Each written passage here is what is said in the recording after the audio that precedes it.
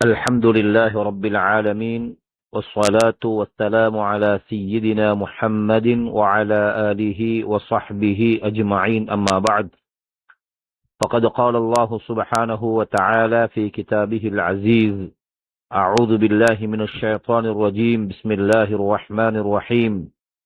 فإذا أفضتم من عرفات فاذكروا الله عند المشعر الحرام واذكروه كما هداكم وإن كنتم من قبله لمن الضالين. صدق الله العظيم. وقال النبي عليه الصلاة والسلام: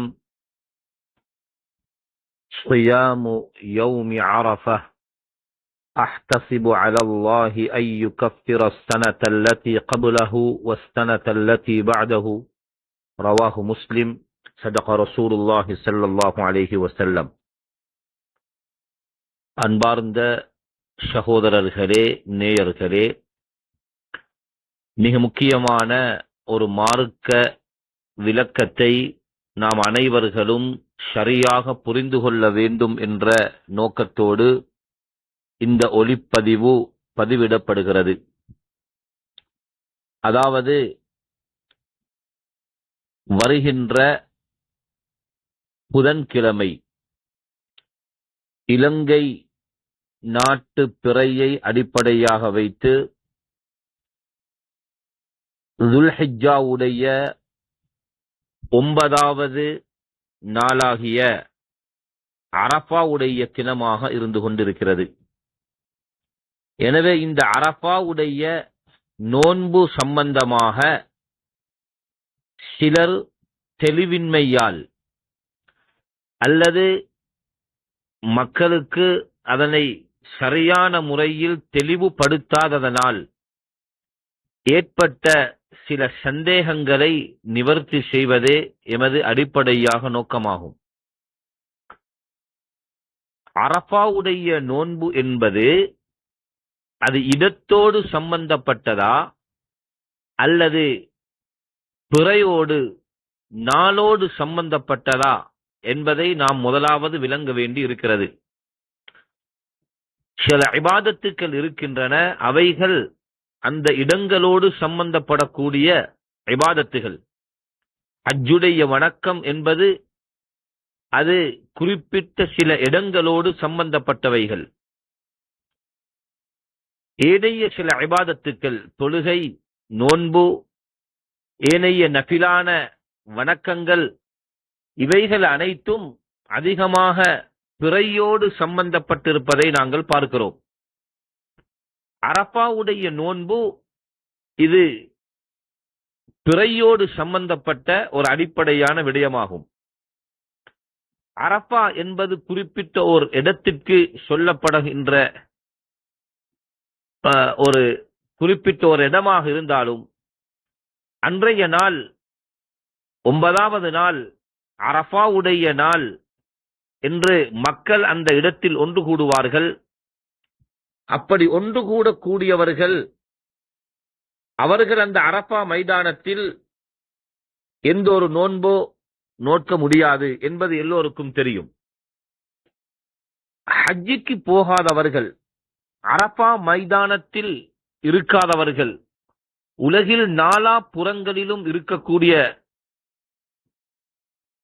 சகோதரர்கள், முஸ்லீம்கள் 9வது நாளில் நோன்பு பிடிப்பது மிக முக்கியமான ஒரு சுன்னத்தாக இருந்து கொண்டிருக்கிறது.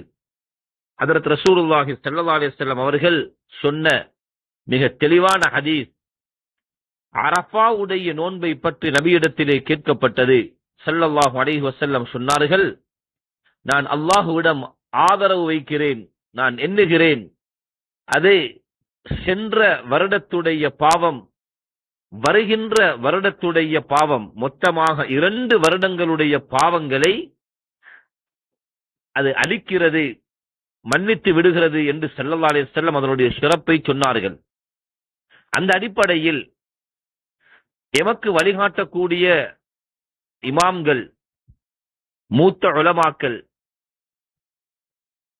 ஃபத்வாக்கள் அமைக்கப்பட்டிருக்கும் அந்த மையங்கள் இது சம்பந்தமாக எங்களுக்கு மிக தெளிவான ஒரு விடயத்தை போதிக்கிறார்கள். அரஃபாவுடைய அந்த நாளை எப்படி கணிக்க வேண்டும் என்றால், ஒவ்வொரு நாடுகளிலும் அவர்கள் பிறையை பார்த்து அவர்களுடைய அந்த நாட்டு பிறையின் அடிப்படையில் எது 9வது நாளோ அது அரஃபாவுடைய நாளாக கருதப்பட்டு அந்த நாளில் தான் முஸ்லிம்கள் நோன்பு நோக்க வேண்டும் என்பதை மதுஹபுக்கு உள்ளால் உள்ளவர்கள், மதுஹபுக்கு வெளியே உள்ளவர்கள், நிறைய ஃபத்வாக்களின் மையங்கள் எங்களுக்கு மிக தெளிவாக சொல்லியிருக்கிறது. அரஃபாவை பொறுத்தமைப்பில் முழு உலகத்திலும் எங்கேயாவது ஒரு இடத்தில் துல்ஹிஜ்ஜாவுடைய பிறை தென்பட்டால் அந்த பிறையை அடிப்படையாக வைத்து ஒரு நாளும் சவுதி அரசாங்கம் அரஃபாவை தீர்மானிப்பதில்லை. அரஃபாவுடைய தினத்தையும் சரியாக தீர்ப்பு செய்வது, தீர்மானம் எடுப்பது சவுதியிலே காணப்படுகின்ற பிறையை வைத்து என்பது எல்லோருக்கும் தெரியும். எனவே அந்த முடிவை எடுக்கும் பொழுது ஏனைய நாடுகளில் அது ஒரு 8வது நாளாக அது இருக்கும். சவுதியில் அரஃபாவுடைய நாள் எங்களுடைய 8வது நாள், எங்களுடைய பிறை நாட்டு பிறையை வைத்து 9வது நாள் என்பது அதுதான் எங்களுடைய அரஃபாவுடைய நாள். எனவே இந்த தீர்மானத்தை, முடிவை அநேகமான உலமாக்கள் இதைத்தான் எங்களுக்கு வலியுறுத்தியிருக்கிறார்கள். உங்களுடைய நாட்டு பிறையை அடிப்படையாக வைத்துத்தான் அந்த நோன்பை நீங்கள் நோக்க வேண்டும். துல்ஹிஜ்ஜா 9வது நாள் நோக்கப்படும் அரஃபாவுடைய நோன்பை அகில இலங்கை ஜம்இய்யத்துல் உலமா மட்டுமல்ல, முழு உலகத்துடைய மிகப்பெரிய ஃபத்வா மையம், ஃபத்வா குழு அறிஞர்கள் சவுதியில் இருக்கிறார்கள். ராபிதா ஆலமுல் இஸ்லாமியுடைய ஃபத்வாவும் அவ்வாறுதான். மதுஹபுக்கு வெளியே இருக்கக்கூடிய ஷேக் இப்னு பாஸ் ரஹ்மத்துல்லாஹி அலைஹி மற்றும் ஷேக் இப்னு உஸைமீன் ரஹிமஹுல்லாஹ், மிஸ்ருடைய ஃபத்வா, இவர்கள் அனைவர்களும் கூறுவது உங்களுடைய நாட்டின் பிறையை அடிப்படையாக வைத்துத்தான் நீங்கள் உங்களுடைய அந்த அரஃபாவுடைய தினத்தை மேற்கொள்ள வேண்டும் என்பதை மிக உறுதியாக சொல்லியிருக்கிறார்கள். நபி ஸல்லல்லாஹு அலைஹி வஸல்லம் அவர்களுடைய தெளிவான ஹதீஸும் புகாரியிலே, ஸஹீஹ் முஸ்லிமிலே வரக்கூடிய மிக தெளிவான ஹதீஸ், பிறையை கண்டால் நீங்கள் நோன்பு வையுங்கள், அந்த பிறையை கண்டால் நீங்கள் நோன்பை விடுங்கள் என்று சொன்னார்கள். எனவே இது தேசத்தால், நாடுகளால் வித்தியாசப்படுகின்ற எல்லோருக்கும் சொல்லப்பட்ட ஒரு முறையாகும். ஸஹீஹ் முஸ்லிமிலே வரக்கூடிய ஒரு சம்பவம் இந்த விடயத்தை இன்னும் உறுதிப்படுத்துகிறது.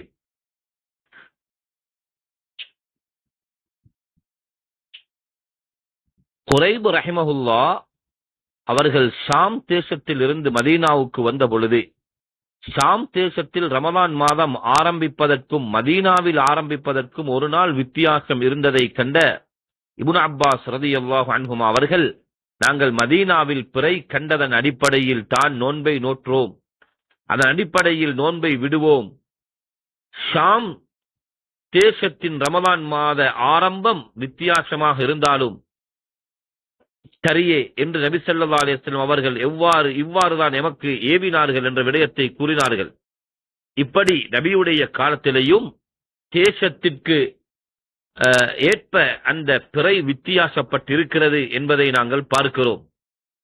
எனவே அந்த அடிப்படையில் பெரும்பாலுமான அறிஞர்கள் அரஃபாவுடைய நோன்பு விடயத்தில் எங்களுக்கு சொல்லக்கூடிய மிக உறுதியான கருத்து, அது தாருல் உலூம் தேவபந்துடைய ஃபத்வாவாக இருக்கலாம், அல் இஸ்லாமியா ஃபிக்ஹ் ஒன்றியம் அந்த ஃபத்வாவுடைய தீர்ப்புகளாக இருக்கலாம், அகில இலங்கை ஜம்இய்யத்துல் உலமா காட்டக்கூடிய அந்த ஒரு வழிகாட்டலாக இருக்கலாம், மேலே சொல்லப்பட்டது போன்று ஷேக் இப்னு பாஸ் ரஹிமஹுல்லாஹ், ஷேக் உஸைமீன் ரஹிமஹுல்லாஹ் போன்றவர்களுடைய கருத்துகளாக இருக்கலாம். அவர்களும் எங்களுக்கு சொல்லக்கூடிய மிக முக்கியமான விடயம், உங்களுடைய நாட்டு பிறையை அடிப்படையாக வைத்துத்தான் நீங்கள் உங்களுடைய அந்த அரஃபாவுடைய நோன்பை நோட்க வேண்டும் என்ற விடயத்தை மிக உறுதியாக சொல்லியிருக்கிறார்கள். அந்த அடிப்படையில் இன்ஷா அல்லாஹ் எதிர்வரக்கூடிய புதன்கிழமை இலங்கை பிறையை அடிப்படையாக வைத்து அது எங்களுடைய அரஃபாவுடைய தினமாக மேற்கொள்ளப்பட இருக்கிறது. அன்றைய நாள்தான் அந்த நோன்பு நோட்கப்பட வேண்டும் என்ற விடயத்தை நாங்கள் தெளிவாக விளங்கி மார்க்க வழிகாட்டலை பின்பற்றி எங்களுடைய எல்லா காரியங்களையும் செய்து கொள்வதற்கு அல்லாஹு தஆலா தௌஃபீக் செஞ்சருள்வானாக. ஆமீன். வ ஆகிரு தஅவானா அல்ஹம்துலில்லாஹி ரப்பில் ஆலமீன். வஸ்ஸலாமு அலைக்கும் வரஹ்மத்துல்லாஹி வபரகாத்துஹு.